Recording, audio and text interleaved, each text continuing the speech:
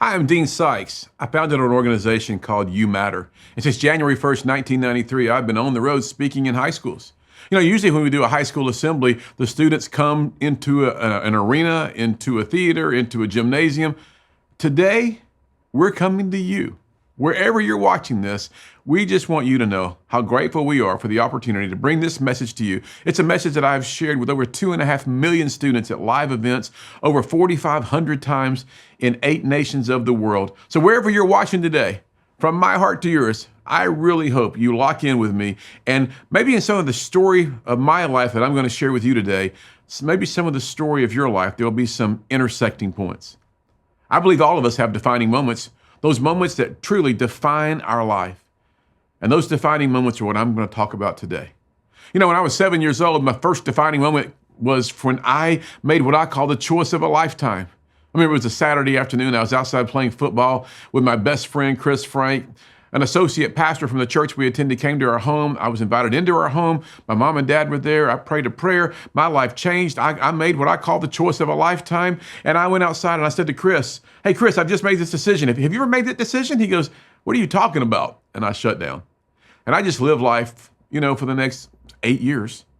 Now at 15 years old, I was having it was a truly traumatic moment. What is trauma? Trauma is what happened to you and I that should have never happened, but it's also what did not happen to us that should have happened. Trauma is real. And I experienced some severe trauma at 15. On a Wednesday afternoon, around 4 o'clock in the afternoon, I was sexually abused. And 60 seconds changed the trajectory of my life. And maybe you just kind of just gulped when you heard that I was sexually abused. Maybe you know what that feels like. Maybe you know what that experience is really like. Here's one of the greatest lessons I've ever learned, and I've shared it with multiplied millions of people. And now today I get to share it with you. If you and I do not deal with our emotions will deal with us. They don't just magically disappear. On the day that I was sexually abused, I remember I went to church that night afterwards. It was Wednesday night, and on Wednesdays we went to church. And I went home that night after church, and I looked in the mirror. And when I looked in that mirror, I saw someone who was broken and full of shame. To be honest, I didn't like what I saw. And I made a vow. I'll never tell anybody what happened to me. And I made a commitment. I'll never get hurt like that again. And I just shut down. I shut down emotionally. Sure, I still kept growing. I was developing. I was, living a life. But my emotions shut down. They just stopped. I was incapable of feeling anything. Maybe you know what that feels like. At 17 years old, I'd lived 2 years with the secret of having been abused. And at 17, I failed PE, not because I wasn't athletic. I played quarterback, taught tennis, and played golf. I failed PE because I refused to dress out in my class. I wasn't going to get hurt again. My coach says, "Dean, if you don't dress out, I'm going to give you the F that you will earn. And if you get an F in my class, it's going on your report card, and your parents have to sign the report cards at our school." I said, "Coach, I'm fine. I'm not going to dress out." He goes, "Dean, I don't understand this." I said, "Coach, I'm just not going to do it." And I didn't. And I got the F. And I went home. And you have to understand, at that point in my life, my drug of choice was lying. I lied more than I ever told the truth. I lied so much you had to catch me telling the truth. Why did I lie? Because I didn't like me. And if I didn't like me, there's no way you're going to like me. So let me create this image of someone you're going to like. And it worked. I became very popular. I was the editor of the school newspaper, president of the pep club. I stage managed all the productions at our school. I was involved in everything, but I knew no one. I didn't let anyone get close to me. Because if you got close to me, you were going to hurt me. That was the lie that I kept hearing. Again, maybe you can relate. I went home that day when I failed PE, and my dad said, "Dean, let me see your report card, algebra, English, history, civics, PE. Dean, there's no way to fail PE. Here comes the lie." But I couldn't lie. I heard myself saying, "Dad, there's a way to fail PE." "Dean, are you telling me that you failed the easiest class you're ever going to take?" "Yes, sir." "You want to talk about it?" "No, sir." "Let's talk about it." "Yes, sir." I learned 2 lessons. One, I never again failed PE. And the more important lesson that I've shared from South Africa to South Australia to Russia to England to all over America, down to the Caymans, Eleuthera, Jamaica, all over. If you and I do not pay the price, we will pay a price. There are no free lunches. Everything you do is a seed in life. And that seed's going to produce a harvest, good or bad. Good seeds, good harvest. Bad seeds, bad harvest. This isn't rocket science. I keep living life with this horrible, horrific secret on the inside of me. The abuse was there. The pain was there. The emotional, the crippled way that I lived life as an emotionally damaged individual, I couldn't even put words to. And people closest to me realized something's just not right, but they never knew what it was. 18 and 19, lying so much. Wasn't interested in just everyday life. I was always living in the future. There's a challenge, see, because yesterday's forever gone. Tomorrow's not promised to anyone. We've been given this gift called today. And if you're always planning for the future and never living in the now, you miss out on this journey we know is life. 21 years old, I had whatever society says makes you, I guess, a little successful. I worked for a company. We had a couple of airplanes, a condo in Florida. I was dating great looking girls. I was having lots of fun. We had money, all this stuff. But the reality was the stuff had me.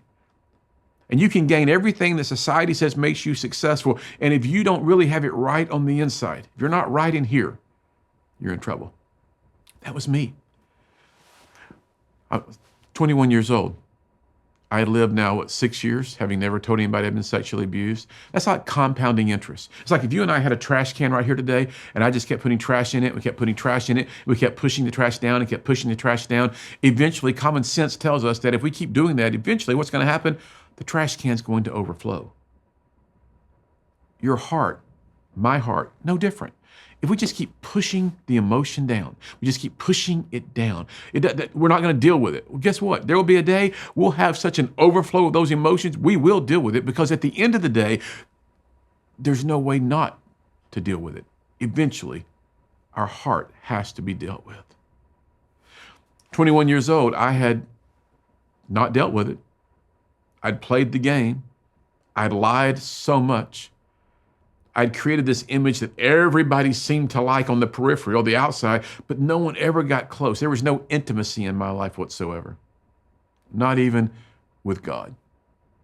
And so one day, because I was missing out on all that I was missing out on, and I was so miserable, and I couldn't figure out, well, girls don't fulfill me, money doesn't fulfill me, jet airplanes don't fulfill me, being successful in life isn't fulfilled. What do I have to do?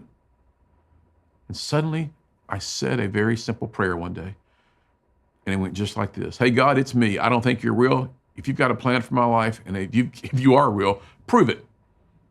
I call it my prove it prayer. It was full of arrogance. There was no compassion in my heart. There was no realness in my heart. And it was so fake, I forgot I prayed the prayer. But 2 weeks later, sitting in my office, I was dialing the phone, and off behind me to my left, I heard someone in my office say, call mom. I swung around, saw no one, but the hair on the back of my ear knew, call mom. And I dialed my parents' phone number. Her phone rang 7 times, and on the 8th ring, mom answered the phone. And when she said hello, her voice was slurred. She was disoriented. I knew instantly something was terribly wrong. For in that moment in time when God, who is real, spoke to me and said, call mom, and I did, hear me, my mom was attempting suicide. She was dying. Whether she's your best friend or your worst enemy, somebody you see 3 times a day or 3 times a year, when you're here and 25 minutes away on the other end of the telephone line, the lady who gave birth to you is literally dying. That, my friend, will change your life. It becomes what? A defining moment. Moments that define your life. I ran out of my office, jumped in my car, drove up Interstate 75, prayed a simple prayer. God, I can't save my mom, but you can. As I drove into my parents' neighborhood, their home looked fine. From the inside out, however, my mom was dying. Do you know how many millions of people I've spoken with at live events who from the outside in appear to have it all together, but from the inside out, they're in their own private war? Maybe you can relate to that. Maybe you are sitting there today watching this going, man, you are telling my story in my own version. As I'm driving my mom to the hospital, she looks over at me and she says, Dean, I can't be dying. I said, Mom, you're not going to die, but you're going to have to choose to live. The most important word in that sentence, my friend, is not live, it's choose. Choices create circumstances. I get her to a hospital. A doctor literally throws me against the wall, rushes her into the emergency room. My dad's now there, family and friends have arrived. And 45 minutes later, this ER doctor walks over to my dad. This doctor has the most bewildered look on his face. And he says this, I'll never forget it. He goes, Mr. Sikes, there's no medical reason to tell you what I'm getting ready to tell you. It's a miracle of God. Your wife is alive. She's fine. We're getting ready to release her. You can go see her. I heard miracle, and I was like, you've got to be kidding me. My dad said, do you want to go see your mom? I said, no, sir. He goes, I understand. I thought, no, you don't. 2 hours ago, I'm sitting in my office dialing, talking, literally doing business.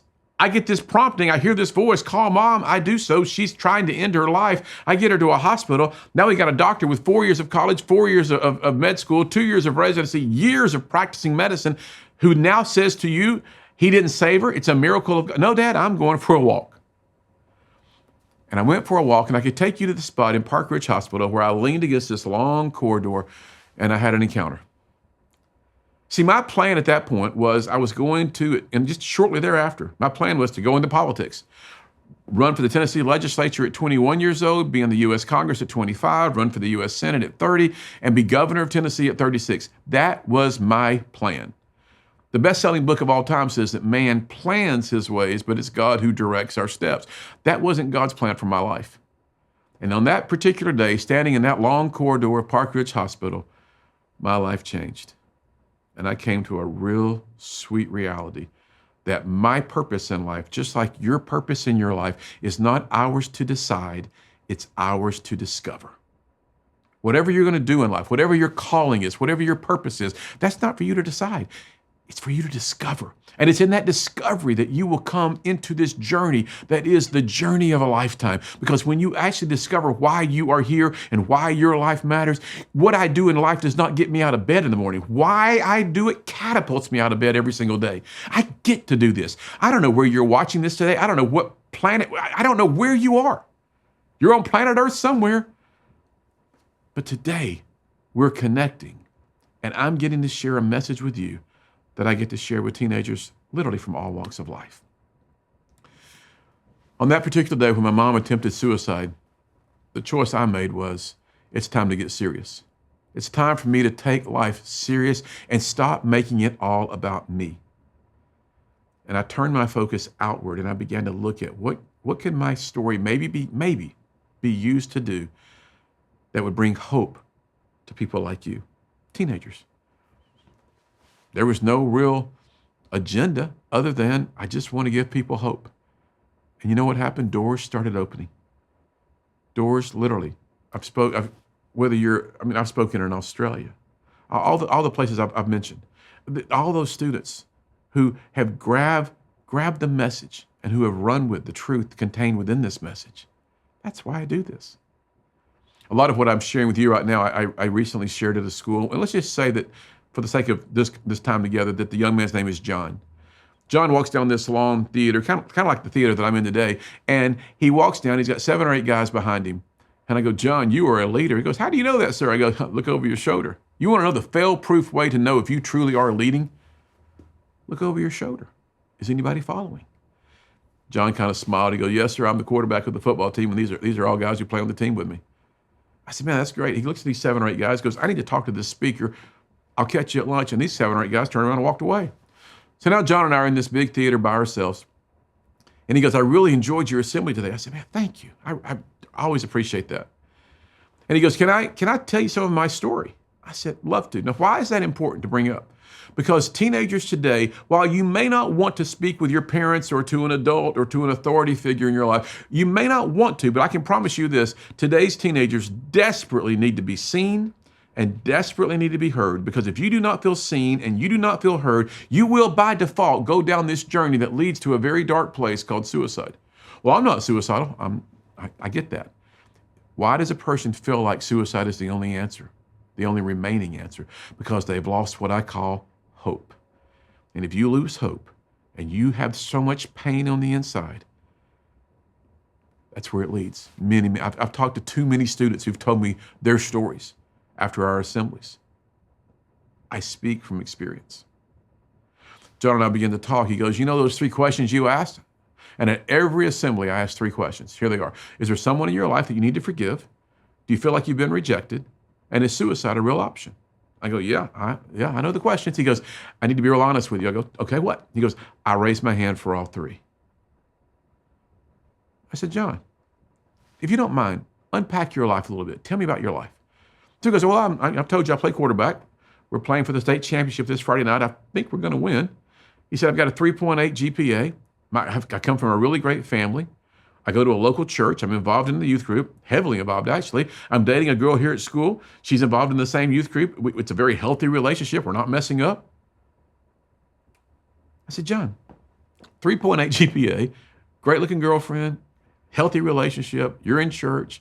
You got to come from a good family. You're playing for the state championship in a few days. I can understand raising your hand. I think we all raise our hands that we need to forgive somebody who's hurt us. And maybe even raise my hand over, you feel like you've been rejected. But suicide? John, can you help me understand that? And John looks at me and he's got these big crocodile tears coming down his face now. Now I'm understanding better why he didn't want his buddies there, because he knew what he was getting ready to tell me. He knew what he wanted to talk about. He knew that he needed to be heard and seen. He goes, Dean, you cannot imagine the life I live with the pressure to perform every single day. I said, tell me about it. He says, Dean, it's performance-based living. My whole life is a performance. And the pressure to meet these expectations is so high. I said, well, what if we could take that pressure away from you? What if you got the revelation, the enlightenment, that your life matters not because of what you do, but because you're breathing? He went, whew, that would be really good. He says, can I give you something? I said, sure. He goes, but before I do, I want to ask you. I go, ask anything you want to ask. Do you really believe that my life matters? I go, John, I don't just believe it. I know it. Because you see, in life, you and I will go from thinking about something to believing something to knowing something. I know he matters. I know you matter. But you don't know me. You don't know what I've done. You have no, doesn't matter. You matter. Why? You're breathing. It's just that simple. You see, you and I, John, we were all created on purpose and with purpose and for purpose, and there's a reason we are here. God didn't need your help getting into this journey we know as life, and he sure doesn't need your help getting out of it. When it's your time to go, you'll go. That's the conversation John and I are having as he says, can I give you something? I go, yes. And out of his pocket, he pulls this. This is a 12-gauge shotgun shell. And he looked at me with those tears streaming down his face, and he says, Dean, today at 3:15, I was going to the 50-yard line to end my life. But you told me that my life matters. And I choose to believe that. Do you know why he believed that? I hope the same reason you believe it. Because it's the truth. And here's the coolest thing about truth. Truth never changes. It's always the same. I was about to learn that lesson myself. Come forward many years. Traveling the world, speaking to multiplied millions of students, married, 3 kids, just living life. But yet I had never, ever, ever told anyone what happened to me when I was 15. And again, maybe you can relate to that. Maybe you've got a secret so deeply tucked away in the corner of your heart that nobody knows it, and people would be astonished to know that, the truth of what you're hiding. If that's you, buckle in, because here's where it changes. 22 years after I'd been sexually abused, my wife had asked me to go to Home Depot. So I took 2 of our 3 kids, went to Home Depot. I had each child on either side of me holding their hands, walking down aisle 21, just having a great time. Turned right, and I walked right into the person, literally walked right into the person who 22 years earlier had sexually abused me. My life unraveled. Remember what I said earlier? If you don't deal with your emotions will deal with you. You know why I can say that with such profound confidence? I've got that t-shirt. I got that sweatshirt. I know it's real. I didn't speak to this person. I squeezed my kids' hands so tightly they both screamed, Dad! Turned around, walked out, went home. My wife said, what's wrong? I said, not right now. Put our kids to bed, and I invited my wife out on our front porch. And I said, Lori, I'm going to tell you something that I've never had the guts to tell anybody else. But 22 years ago, I was sexually abused. And a few minutes ago at Home Depot, I ran into that person. I'll never forget her face. Her eyes filled with tears. She took 2 steps backward. She says, Dean, honey, everything makes sense now. We've got to get you help. I heard that sentence, we've got to get you help. Pride lunged in front of me, just lunged out of me. Nope, not doing that. Nope, I'm fine. She says, you're not fine. She said, everything makes sense, Dean. You're not fine. We've got it. I said, sweetheart, I'm not going to a counselor.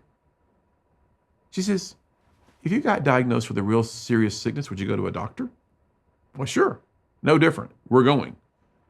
And I'm so glad that she insisted, because even as resistant as I was to going, when I was led to the right counselor, he and I sat down, and he says, I'm aware of what you do in life. I appreciate all the assemblies that you do. He said, but let's make a deal. Let's not talk about what you do. I said, well, what are we going to talk about then? He goes, we're going to talk about you. I said, I don't want to talk about me. That's going to get real uncomfortable really fast.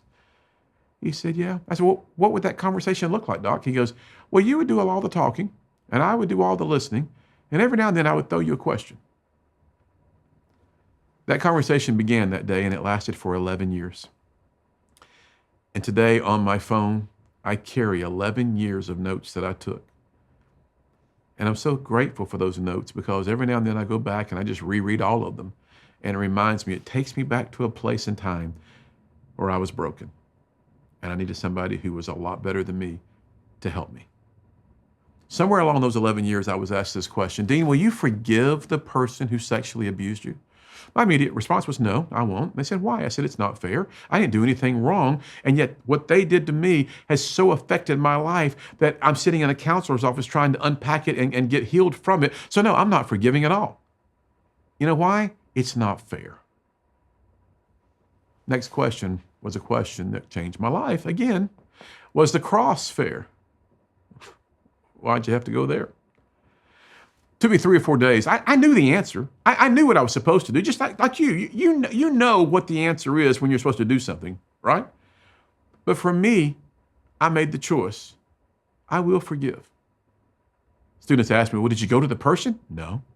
I did it the way I was led to do it. But from my heart, I truly forgave. And I would love to tell you that on the day that I forgave, that everything changed, that my life was totally healed. My emotions were just put back together. And I was the authentic version of myself, and life became just glorious that day. It didn't happen at all. I felt nothing different. I felt stupid. But faith isn't about feelings. Faith, my friend, is about what? Obedience. I just kept saying, I would just be going along in life, be traveling somewhere to speak. I go, man, I just forgive. I just forgive. My heart's healed. I'm doing better. I'm going to get there. And I started sharing that story over and over. And one day I woke up. I don't know where I was, but I woke up. And you know what? I was free. Because forgiveness brings freedom. I don't want you to miss this. This is real important. What you say, I'll never do. Be cautious with that sentence. When I was 15 years old, what did I say? I will never tell anyone what happened to me. Today, and every single day of the year, year after year after year, whether through social media, through television, through a book I've written, through an assembly like this, every single day of the year, someone hears me say, when I was 15 years old, I was sexually abused. 22 years later, I ran into the person. 11 years of counseling later, I forgave the person. When I forgave, I got free. What's the point? What you and I overcome in our life will become our platform. I overcame that which tried to take me out, and it became the platform that launched a movement called You Matter. Which begs the question, what are you in the process of overcoming, or what will you in the future overcome that will become the platform from which you are able to successfully accomplish the one thing that you were put on the earth to do? You're not deciding this, you're discovering this. That's important to remember. So let's bring all this in to you and I right now. Forgiveness is a big deal. The second question that I asked John and the students that I'm getting ready to ask you, it has to do with rejection. What is rejection? It's being totally, completely, genuinely just not accepted. 6 months before my mom died, she called me on one Saturday morning about 8:30 in the morning. She says, Dean, I want to tell you something. When you were 4.5 years old, I emotionally abandoned you. You and I do not have a relationship. You know it. I know it. Stop acting like we do. And she hung up. That's rejection. And when she hung up, I was dumbfounded. Like, what did I do at 4.5 that caused my mom to just emotionally abandon? What did I do? Then I realized the second greatest commandment is what? love your neighbor as yourself. If I don't love me, I can't love you. I can't give you something I don't have. I can't teach you something I've not been taught. So when my mom rejected me, was it because of me or was it because of her? She wasn't a bad person. She just couldn't give what she didn't have. But rejection is painful. Rejection is real. And that rejection took a deep rooted, it went down deep into my heart. And maybe you know what that feels like. But I'm thrilled to share with you that on the other side of rejection is a word called accepted. And soon I'm going to show you how you can begin a journey, if you're not already on it, to move from rejection to accepted. And then there's suicide. Suicide is an unimaginable, painful, lonely, isolating journey. And I deal with it every day on the road with students who come from all walks of life. In America, every day, 5,600 teenagers attempt suicide. Let me paint a visual for you. In an arena that seats 12,000 people, that arena would fill up every 2.5 days with teenagers who in the previous 60 hours bought the lie that their death was a better choice than their life. We're on this journey, if you will, to help teenagers understand suicide's not the answer. Remember, you were created on purpose, with purpose, and for purpose. We need you. If you weren't here, we would all be missing someone so very special. You bring something to the table. Just like John, when he raised his hand for those 3 questions, I'm going to ask you 3 questions today. Well, we're not face to face. You may be in a big assembly hall. You might be in a classroom. You might be in your bedroom. You might be out taking a walk and just watching on your phone. Wherever you are, I'm going to ask you 3 questions that I believe are very worthy of your consideration. 1, is there someone in your life that's really hurt you? Maybe it's a mom or dad. Maybe it's a brother or sister, a grandparent, aunt, uncle. Maybe it's a coach. Maybe it's your best friend, your girlfriend, boy. Someone's really hurt you. And maybe in our time together, you've caught a little something that makes you think, maybe, just maybe I should forgive. Well, listen, yes, you should. Yeah, but what they did to me, listen, that's your story. I get it. I know it from my perspective. So many students walk up to me after assemblies and they've got tears in their eyes. They're going, I chose to forgive. So I'm going to ask you today, if there's someone in your life that you really know you're supposed to forgive, remember, this isn't about necessarily them getting free from anything they've done. This is about you getting free, period. I ask people to raise their hand. Yeah, there's someone I need to forgive. Number 2, rejection. Maybe you know the pain of rejection and you would do almost anything to get to that place I called accepted. If that's you, yeah. In a minute, I'm going to show you how you can get a book that I've written called You Matter. Doesn't cost you anything, but in the book, I not only tell you that you matter, I tell you why you matter, and I help you walk from rejection to accepted. It's a pretty cool book, and thousands of people have gotten their copies. I want you to have yours. And then 3rd, suicide. If you have the unimaginable, courageous guts to acknowledge that, yes, suicide is an option for me, listen, your life matters, and we need you. I want you to understand that if my hand is a mirror, do you see the truth when you look in that mirror? Because that, my friend, remember what truth does? It sets people free. When you get the revelation, that enlightenment, that acknowledgement that, oh, yeah, I do matter, suicide won't be an option. I'm so grateful we've had our time together today. I hope in our time together you have caught some truth that maybe, just maybe, will change the remainder of your life. Remember, God loves you. There's a dynamic purpose for your life. And because you're breathing, you matter. Before you go, I need to give you something. Not just words, not just a feeling, something real. Something that you can do right now. Take out your phone, scan the QR code on the screen, or click the link below. That one link gives you everything. A free copy of my book, You Matter. A pledge card. It's a commitment to yourself that your life matters and that you won't carry this alone. And the Hope website, resources, support, and help whenever you need it. It's all there. One click. But there's one more thing, and this is the big one. Talk with someone. You know, I stayed silent for 22 years and it almost killed me. Don't do what I did.